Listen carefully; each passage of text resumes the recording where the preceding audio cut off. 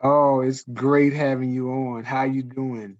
I'm doing great. How are you? I'm awesome. I'm awesome. Uh, been wanting to talk to you for a minute because I've been following you on your real estate journey, and we've talked. So I definitely had you in mind when I started the podcast and everything. So let's just get started. You're on the Finally Financial podcast with Eric T. Jackson, where uh, we educate, we deal with everything finance related, wealth related, entrepreneurship, um, and I'm glad to have you on, Ms. Jack. I generally let uh, guests introduce themselves. I don't know if you have, a quick 30 seconds, just let people know who you are. Well, absolutely. Well, my name is Janine Jack, and I'm with EXP Realty. I'm a realtor. I've been a realtor now for 4 years, but I have a dual career. I've been an educator for the past 12 years and also in real estate for 4 years. So that's who I am. That's what I do. I'm excited to be on the podcast today, Mr. Jackson. So that's all about me. So I'm ready to get started. Appreciate you, Ms. Jack. Appreciate you. So let's take it back. So um I guess my first question for you uh is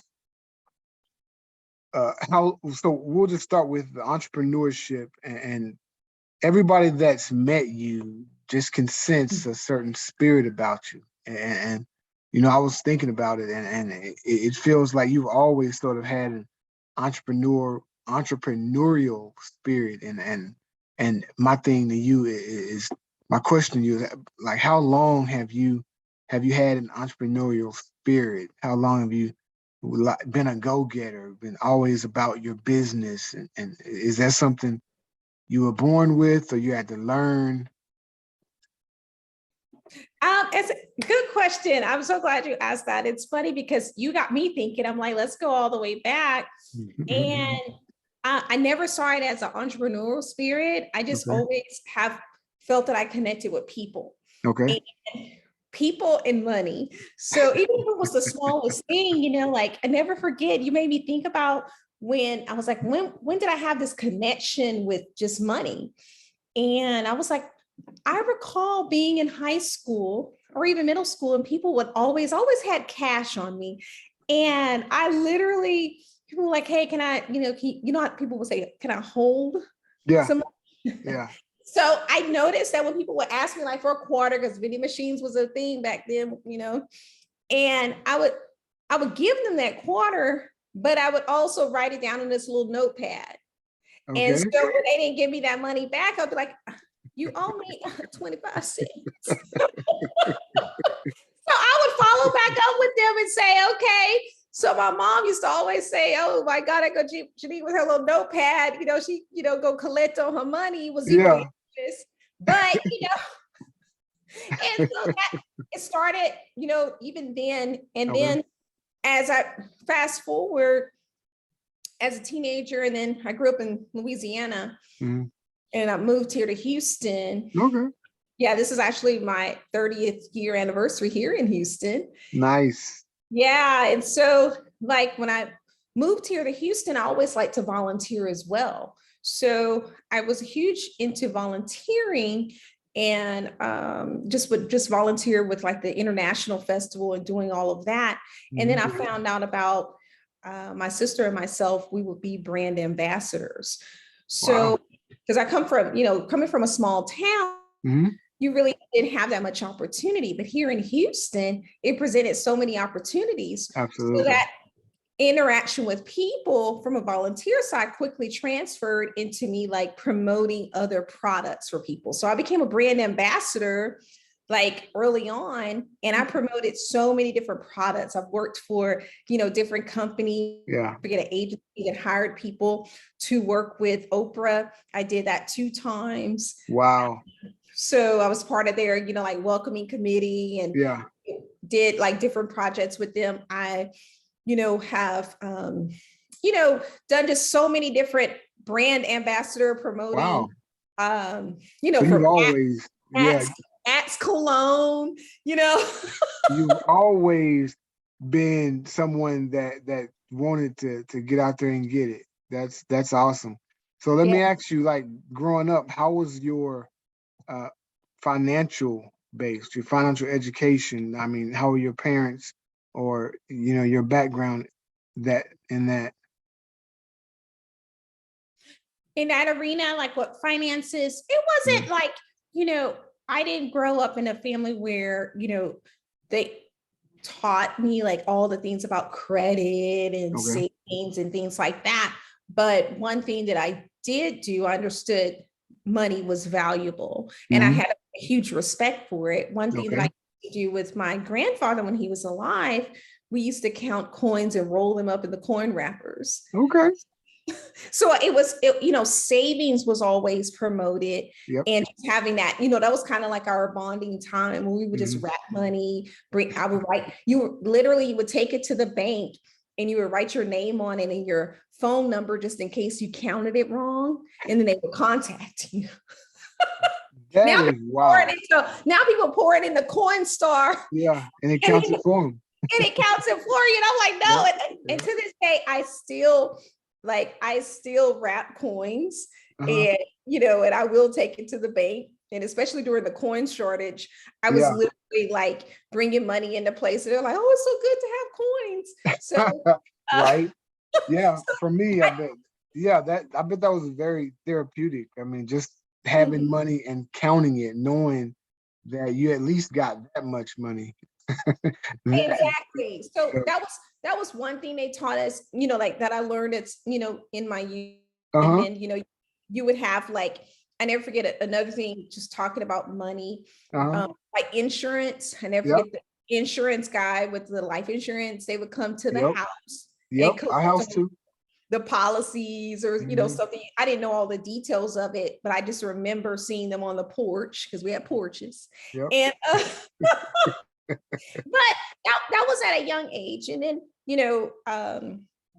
that was kind of me growing up. And then of course I have an MBA, I have a master's degree in business. So, that because I quickly found out that I thought I was going to be an engineering major, but I noticed that I connected with when I saw the business classes and then I Hmm. saw the books, I connected with numbers, I Yep. connected Yep. with, you know, like they said, the power of the dollar.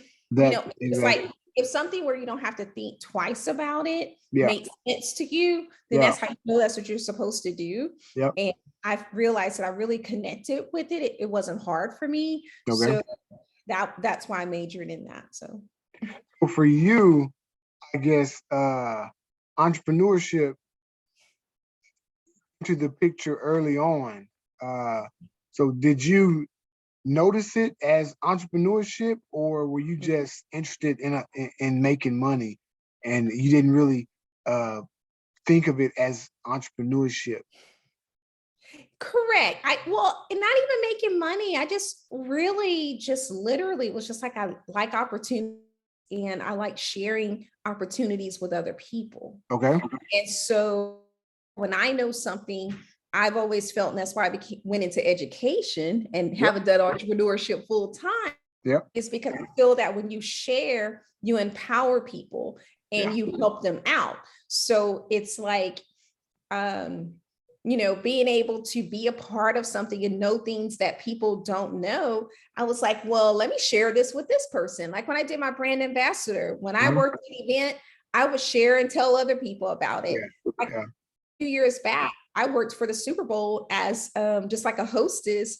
And I never forget, I connected with one of like a student who I think graduated from Sharpstown. I had him join in on the interview and we both worked the event together, because I was just like, hey, if I'm out here with this opportunity, because how Mhm. often does the Super Bowl come to Houston? I was Exactly. like, why not do that? So just connecting people with opportunities is something that I've really been passionate about. And the money comes, which is great, but it's really about, in connecting with people and actually getting rewarded to do that. So that's one thing that I get excited about. Awesome. Awesome. So, uh, so let me ask you, is there anything else that you wanted to do growing up? I mean, like when you were younger, I know you said you wanted to be an engineer. So was that what you wanted to be Mhm. from day one Day until it one, changed? day one, I wanted to be a teacher. Okay. So when I was in middle school, a teacher said, "No, you don't want to be a teacher." So then I joined. I was one of the privileged. It was a huge opportunity for me where they started this engineering program at Yep. the university when I was in middle school.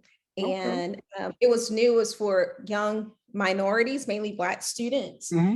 at Acme State University. So they recruited the top students from all the high schools. It was something that was unheard of. Now they have, these engineering programs for students Right. to go attend classes over the summer and stuff like that. Hmm. But they pulled together 25 students in Lake Charles. It was a prep, it was called prep, pre-engineering Okay. program. And, we went through the summer and they paid us to go to, school in the summer. And Wow. we went to this program. I had the opportunity, like, I guess I was in the 8th grade, to design like a solar powered car. And they taught us about, energy, and because they wanted to see more minorities in the field of engineering. Yep. So, we had college professors that worked with us in math and science, and we did all these experiments and went on field trips and everything, visited, like chemical plants and stuff. Yep. Yep. So, but, and I never forget, like when I was finishing my junior year in high school, for my senior year in high school, only had one class because I was going to Mhm. graduate early, and I decided I just wanted to finish with my class. Okay. So at the end of my junior year, I started, going to college during that time. So I was 16, and I never forget, I was taking engineering classes, and, I'd taken drafting like in high school. So I'd already done, drafting classes, which that wasn't hard, Right. But when it got to like AutoCAD and stuff like that, I was Yeah. good with pen to paper, like Uh-huh. pencil to paper. Yeah. But when it got to AutoCAD, and you had to do your circles and your diameter and everything, Yeah. Yeah. I was like, well, I don't know if I care about these pipes anymore. You know,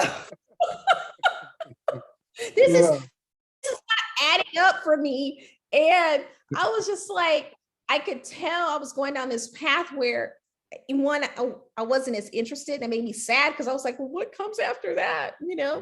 Exactly. But when I got introduced, like I say, to business, I said, hold up a second, I get it.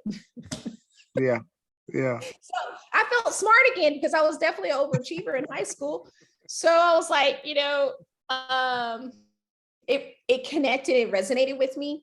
Uh-huh. So that's when I got into it, and I started, and this is actually something where I belong. And I quickly shifted to, I didn't know where business would take me, but I say, hey, when you have a degree, you Yeah. start from there. And then all of a Absolutely. sudden, I noticed that feeling to teach again came back.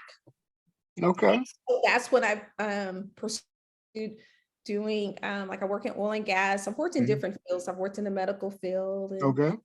in the business realm. And then also I worked in oil and gas at ExxonMobil for almost 10 years. But, and I'm a builder, I work for David Weekly Homes. Uh-huh. And so, but I quickly was like, hey, I really want to teach, because I used to teach like in a night school. I taught typing and stuff like Okay. that to Yeah. adults. And I was like, guess what? I want to teach. And I found out about the alternative certification program. Yep. And that's where they say, hey, having a business degree, you can teach business classes. Like, Yep. you know what? That's me. So that's when that teaching, the business. So I had the best of both worlds, and I dove right in. So Awesome. Awesome. I know you did. So let me get this break in right now.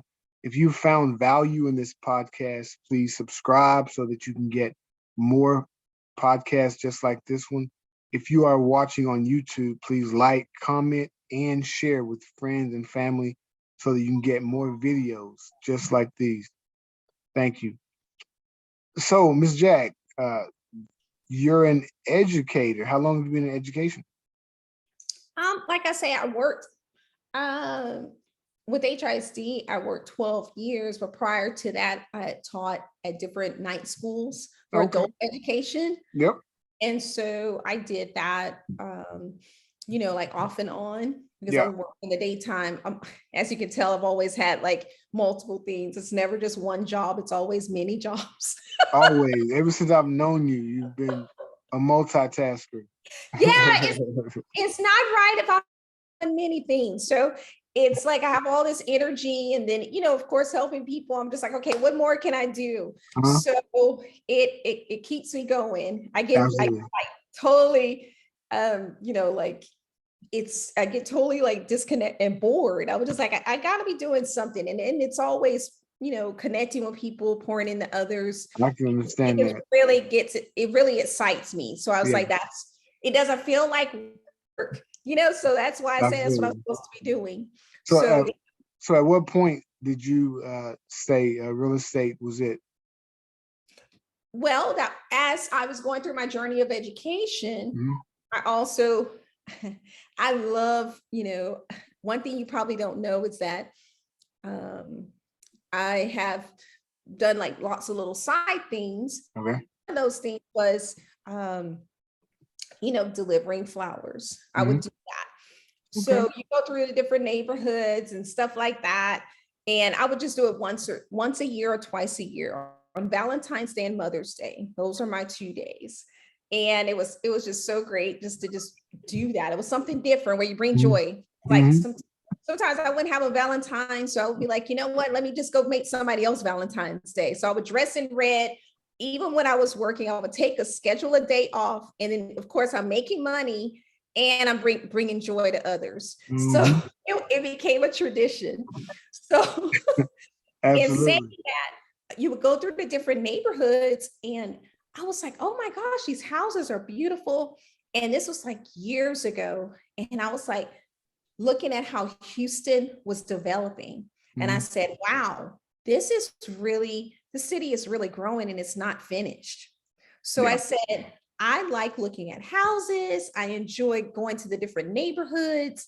I say home ownership was just very important to me, and actually just helping people reach their goals, whether it's someone will always need somewhere to live.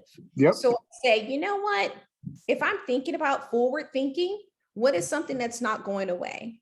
I'm like, whether you're leasing, whether you are, purchasing, you're always going to need somewhere to live. Absolutely. And then also when I was thinking about even education, people will always need to be educated. So I wanted to find those careers where it's like someone will always have value and it couldn't be replaced by quote unquote technology. Absolutely. You need a human to. So and that's definitely a real estate agent. Yeah. So I was like, hey, let me figure out the pathway to real estate. And when I saw that, you could take the classes, at your own pace and everything, I said, you know what? And it was a lot of business foundation classes. So it's very similar to business classes that I take. You have to take law, you have to find out about property law. So a lot of those things are covered when you're in your business courses. So it wasn't a hard transition for me. So the training, is it a real estate school, or what the classes are given, or what kind of, or how do people, take the classes when you're trying to be a real estate agent? What kind of training is it? Oh, I'm glad you asked that. When it comes to real estate training, it's a lot easier now. A lot of the courses are now available online. Now they even have a Groupon for real estate class. Wow. You done made it big when you get a Groupon coupon.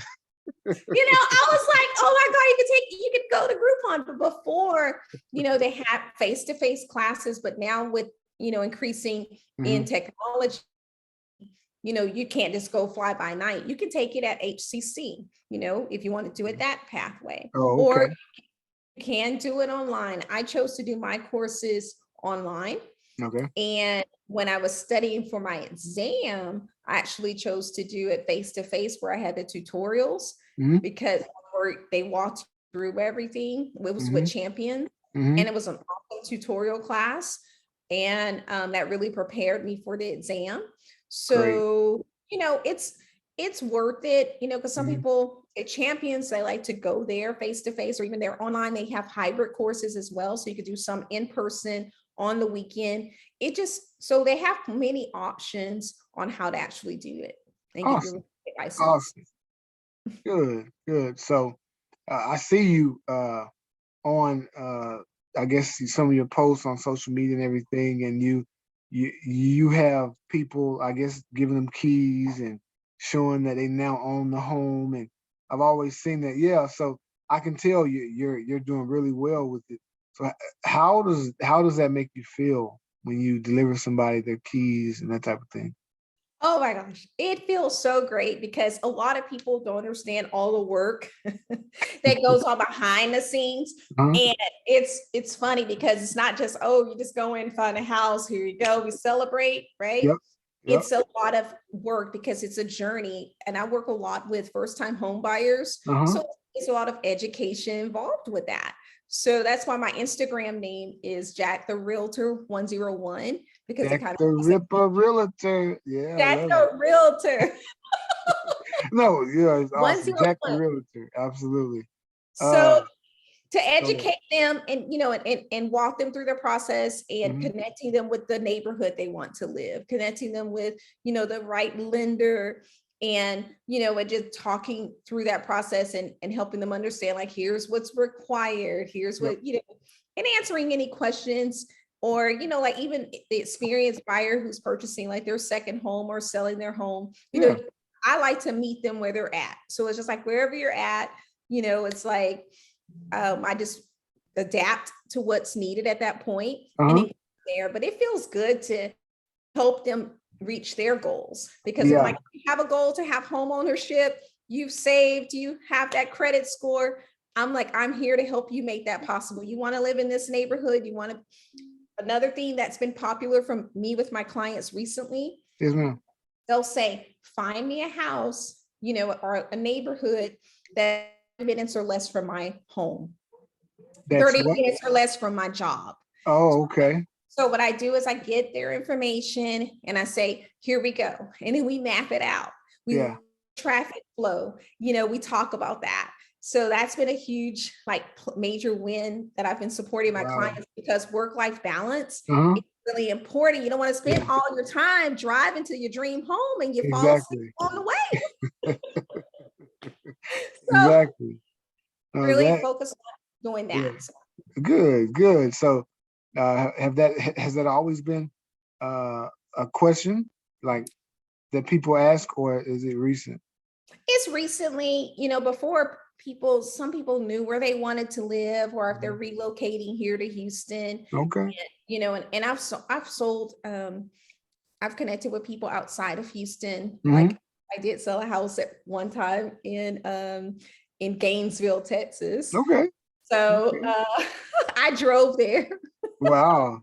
But now I just refer out, because we, with EXP Uh-huh. Realty, we do have a referral system in just about all 50 states where I can Wow. connect them with a realtor in Okay. any state. Uh-huh. So, we do have a referral network, but no, that's something that's new. And I think because people are starting to realize that they need to have, it's like you're getting a home for your family, but you don't want to be, Houston can be spread out. Hmm. So, but we are fortunate where we have neighborhoods, and Houston's revitalizing and revamping a lot of areas. So it's Right. like you can have, that choice to move closer to where a desired neighborhood Yeah. where you want to, like close to where you work. You don't have to drive all the way out just to experience a nice neighborhood or a safe neighborhood.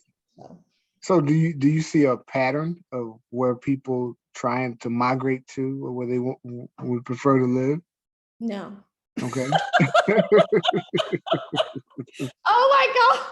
And the reason why I say that, because I'm right now, my clients literally, I haven't announced it because it's still under wraps, but I'll share this with you, Okay. what I can share.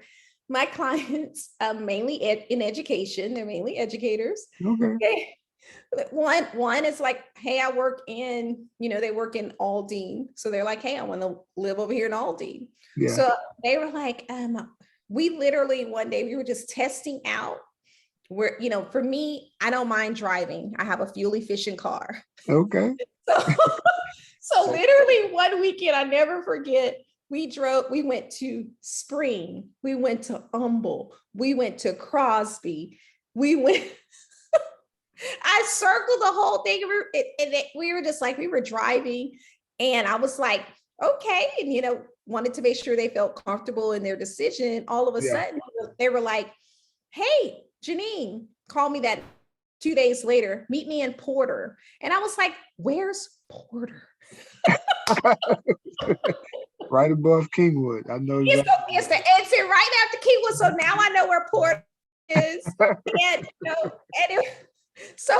and then my other client was like, worked on a different side with Houston ISD. And they were like, meet me. They were like, okay. So I went to Rosharon, Fresno, Missouri City. Wow. Angleton. And I was just like, so then all of a sudden, we ended up, I even went to Richmond. We ended up, where did we end up? Like at this point, I'm like, well, we found somewhere and it wasn't as far out and they love it. So, but it was still in that Southwest side. So it's just super exciting just to, like I say, to connect whatever, it's just like, hey, I'm flexible. Yeah.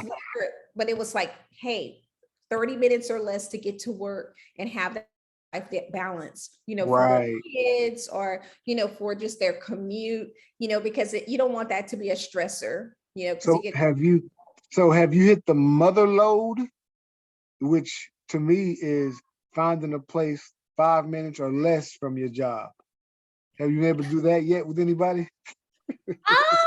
At this point, 5 minutes or less, no. I have, we have not done a 5 minutes or less unless they work from home. Okay. So no, not at this point. We have not done that. So, but it's 15 minutes is not bad. So 15 minutes. 15 minutes is great. Also, 15 minutes would be a blessing. So we have done that much, 15 minutes. Good.